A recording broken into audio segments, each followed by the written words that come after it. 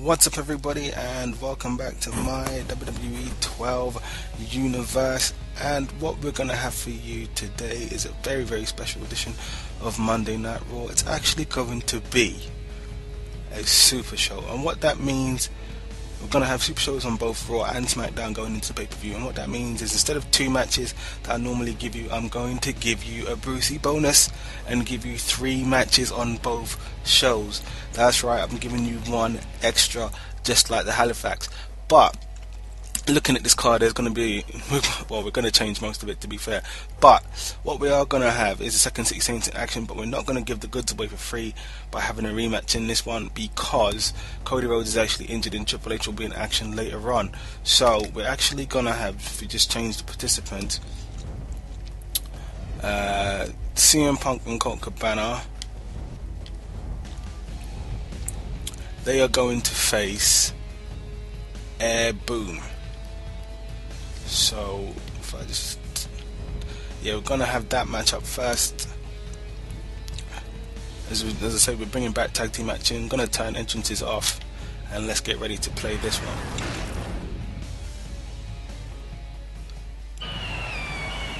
So, what did you guys think of the extra, what you didn't see segment? And here we go.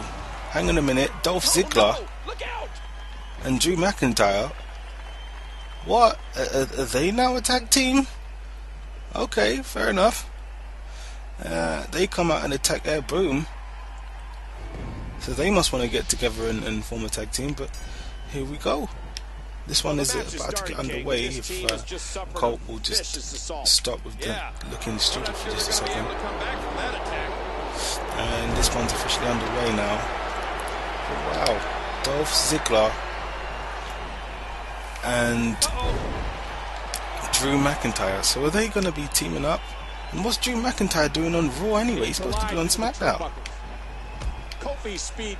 So there you have it. I'm actually quite confused now by what's going on, because like I say, Drew McIntyre, he's not on Raw. He's the former Intercontinental Champion on SmackDown, and he will be facing Brock Lesnar at the pay-per-view for the said Intercontinental title in his contracted rematch. So what he was doing here on Raw, I have no idea. But anyway, let's carry this one on and get into this one.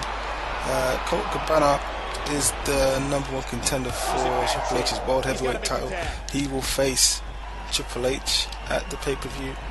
And on top of that, CM Punk will face R-Truth in a rematch for the United States Championship at the pay-per-view. So, you know, quite a few matches confirmed for the pay-per-view already.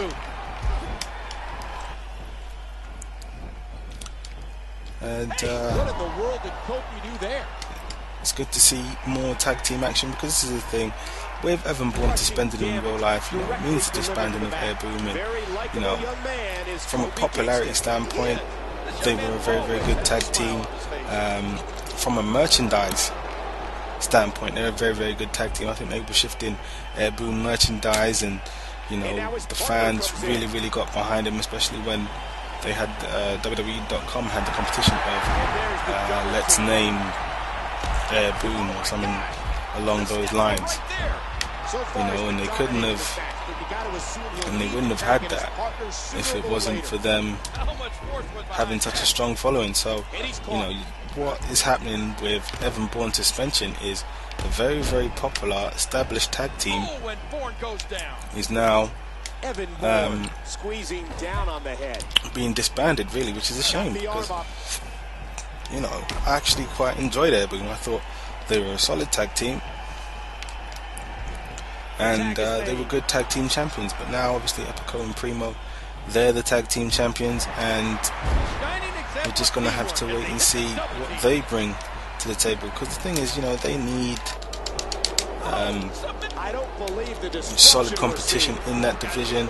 And right now, you know, what established tag teams can you say are there that they have to face? I honestly have to say, in terms of established tag teams, I can only think of one, and that's the Usos, really. You know, because tag team wrestling on SmackDown and Raw and WWE programming, period, you know, it's nowhere near where it used to be, which is a shame, you know, because, and I said this in the last video, really big fan of tag team wrestling, and I just think that it's really, the Randy SOS, didn't go for the pin though, so that's good. He's going for the pin, and we'll kick out of that. But what was I going to say? Yeah, so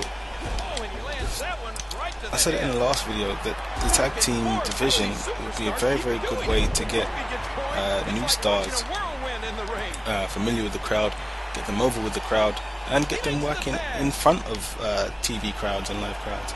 You know, so all the guys that you know, there's semi-high hopes for example, in FCW, these guys can come up and do some tag team work, you know, which would be really good for them, and as I say, a great way for WWE to keep everything fresh, because right now, especially in the tag team division, you know, I ask it, what do you have?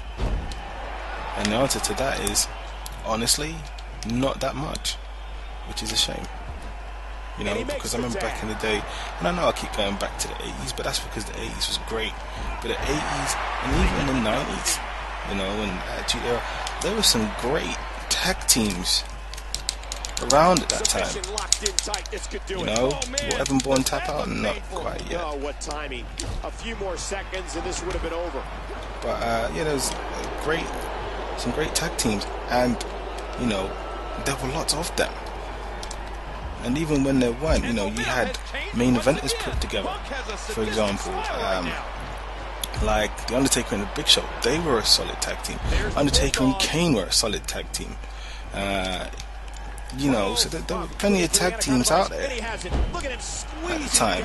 And as I say, even if they weren't an established tag team, like say the New Age Outlaws, who were an established tag team at the time, there were also tag teams that were put together, like the Rock and Sock Connection, that did really well. The Two-Man Power Trip did really well. Chris Jericho and Chris Benoit, you know, they did really well. Chris Benoit and Kurt Angle, you know, they did really well. So I just think in some cases the WWE, they can try a lot harder with the tag team division. And yes, as I pointed out earlier, let's customize this one freely. Oh no, I wanted to customize it freely. Edit, customize. Oh, let's just change the participants. Let's not customize it freely. And tell you what we'll do. Let's give you some Booker T action. Do you like Booker T? And Booker T making face a random opponent. Not Arn Anderson. He's on SmackDown. So who can we have him face? The Miz, yeah, that'd be a good match. Booker T versus The Miz. And turn entrances off. Let's go. Speaking of Booker T, so I just wanted to get some 7-Up there. Oh shit. Remote control dropped as well. Speaking of, oh hang on, there's The Miz. And Jack Swagger. What? Those two are feuding now? Jack Swagger's in the crowd. He attacks The Miz and walks away.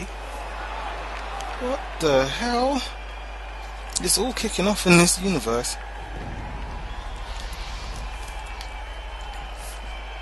And now look at Jack Swagger doing his press ups. Awesome. And he's now just about to leave. So yeah. What was my point that I was making before Jack Swagger totally threw me off with my train of thought? I don't even remember now. See, that's what Jack Swagger does.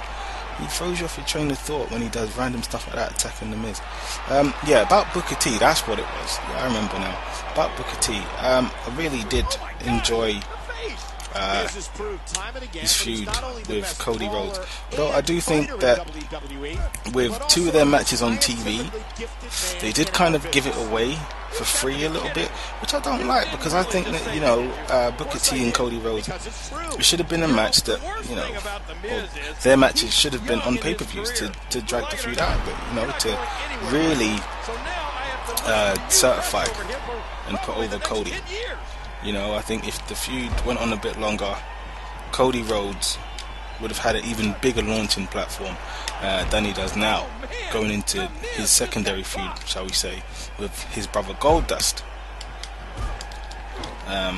So I just think that really that could have been done a bit better, stretched out a bit more, and you know, you could have stood for a couple more weeks of Cody berating Booker T and coming out, replacing him on commentary, because he was really good on commentary,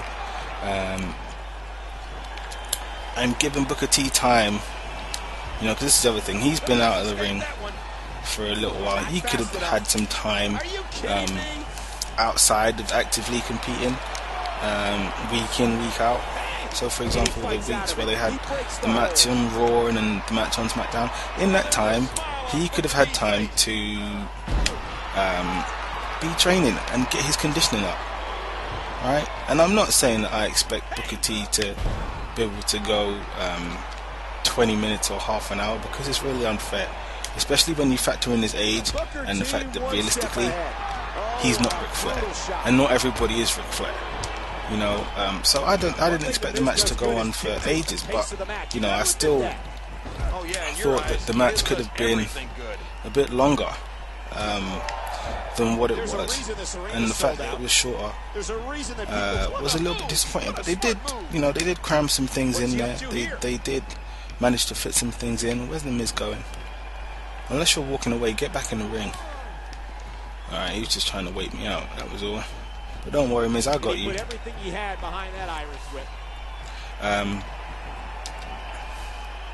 Try that again, the timing. But yeah, I just think that they could have done a bit more with the build-up of that and made it into a bigger deal, which meant that when Goldust got involved, you know, it was something to make an even bigger deal out of. But that's my own opinion. So what I want you guys to do in the comments, tell me what you think of, what you thought of the Cody Rhodes and Booker T feud, and tell me what you thought, or what you think the WWE could have done differently or better in regards to that feud. Because I just think, you know, they really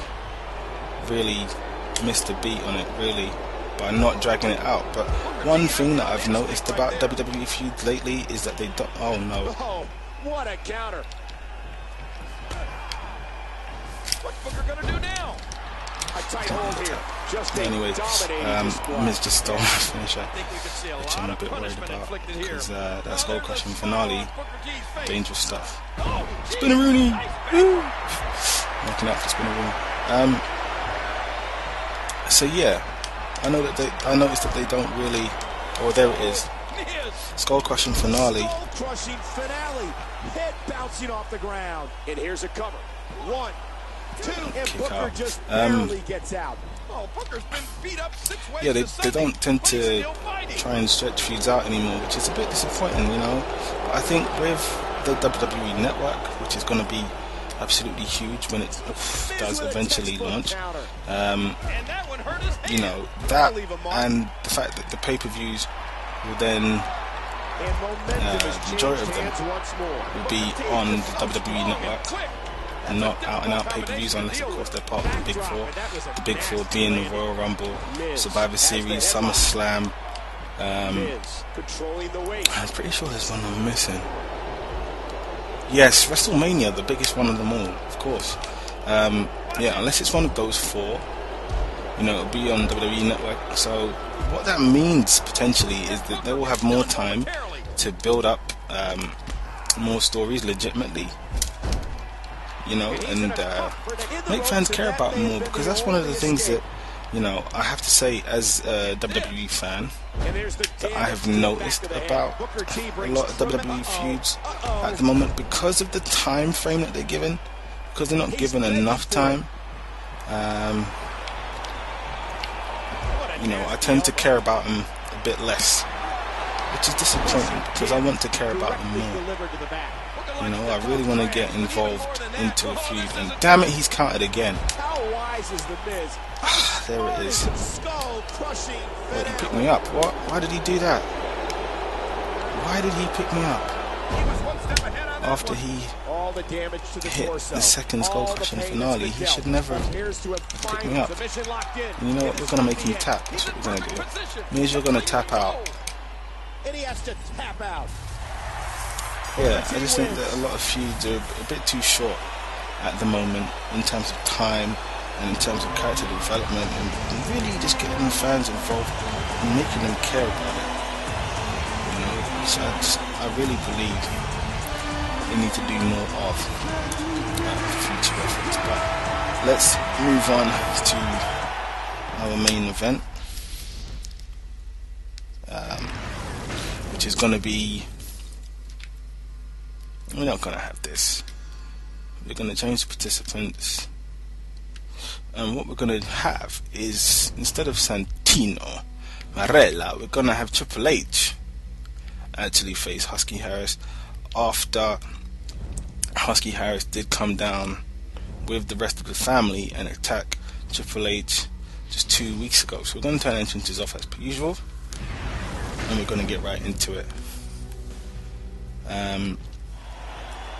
So yeah, let's building into pay-per-view. As I say, Colt Cabana will face Triple H for the World Heavyweight title. CM Punk will face R-Truth for the US title. And what's the other match I'm thinking of? Yes, Brock Lesnar will face here we go. This match will not be pretty. Drew McIntyre in a rematch for the Intercontinental title.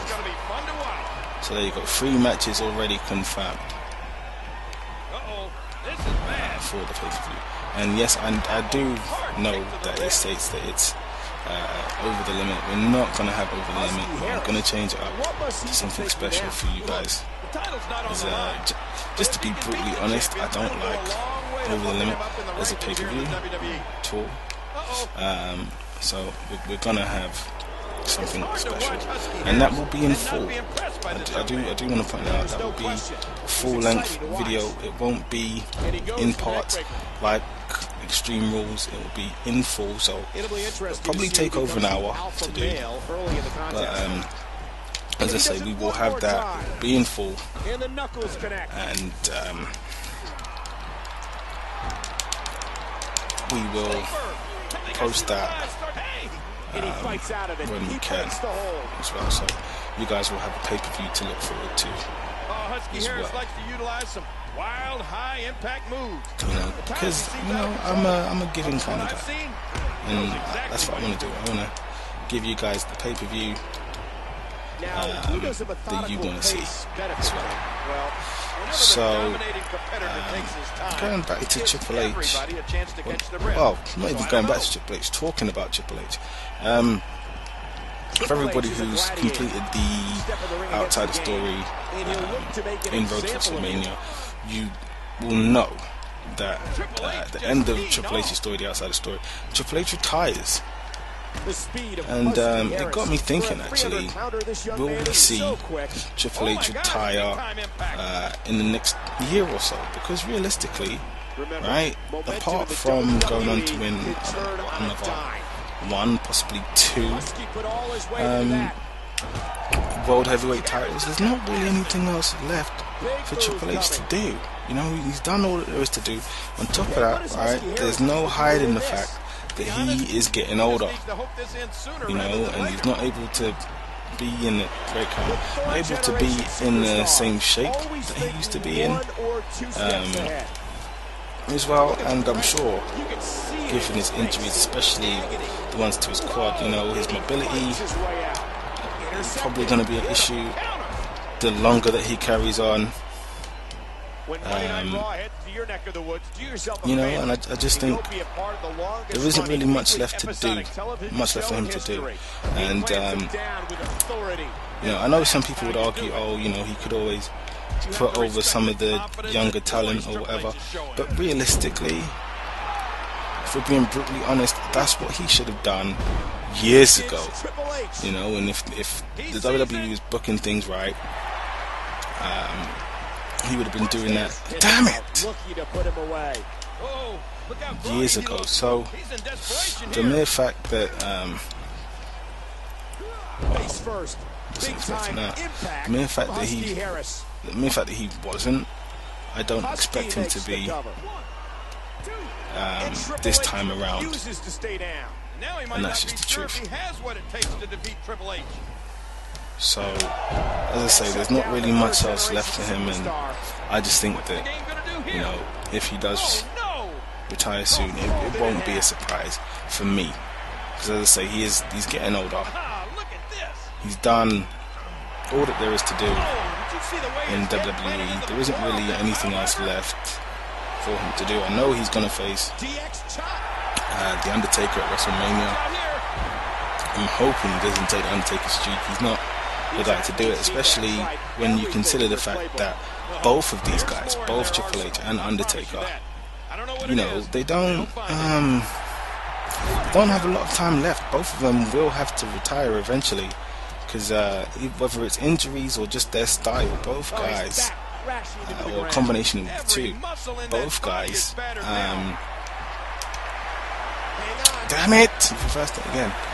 Both guys just, you know, they're getting on, and their bodies have been through the wars, and realistically, as I say, there's not really much left for either one of them to do.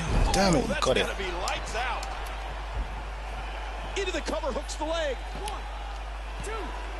Oh, I wanted to use resiliency and I didn't. And Husky Harris beats Triple H in the main event. I'm a little bit shocked, because it was I had two pedigrees. He stole them both, hit his finisher twice, and wow, he won. And I'm not going to go to the rematch menu just yet, because something's going to happen. And what is Husky Harris going to do now? That's the question. Hey, what's going on? That's how I win. What? Alex Riley? What the hell? Alex Riley's coming back to attack Husky Harris and potentially save Triple H. Alex Riley? Really? Really? Well, that's been the end of the Raw Super Show. Leave a comment, leave a like, subscribe for more WWE 12 goodness, and I will see you on the SmackDown Super Show.